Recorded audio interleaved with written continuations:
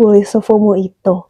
Masih lekang di ingatan kita konser Blackpink pertengahan Maret lalu, yang dihadiri begitu banyak kalangan, baik para Blink, laki-laki atau wanita, bahkan aktris pun turut serta. Rupa-rupanya banyak di antara mereka yang FOMO aja. Tak hanya itu, film Barbie yang sempat trending pun membuat orang berbondong-bondong recreate make up-nya, mengikuti cara berpakaiannya, bahkan segala hal yang berhubungan tentang Barbie mengalami kenaikan penjualan.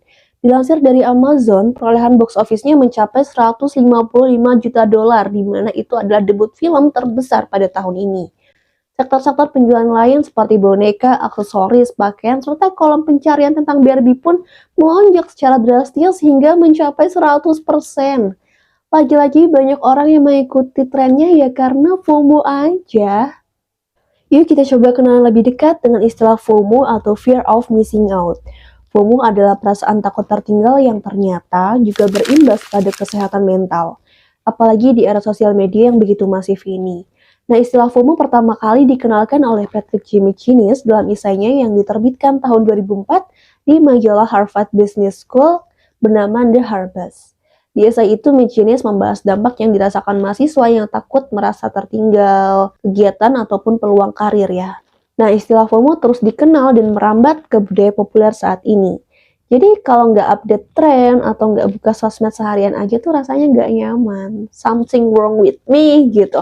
Tapi ternyata fenomena FOMO bukan terjadi baru-baru ini aja loh. Bahkan di zaman Rasulullah pun sudah ada yang cenderung mengikuti budaya populer. Hanya beda platformnya aja. Seperti pada hadis riwayat Muslim nomor 2669. Sungguh kalian akan mengikuti jalan orang-orang sebelum kalian, sejengkal demi sejengkal, sahasta demi sahasta, sampai jika orang-orang yang kalian ikuti itu masuk ke dalam lubang dop yang sempit dan kecil sekalipun, pasti kalian akan mengikutinya.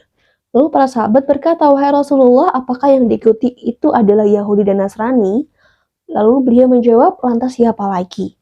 Jadi yang dimaksud dengan lubang dop itu adalah lubang yang dibuat oleh kadal gurun pasir. Ya Oscar lah ya.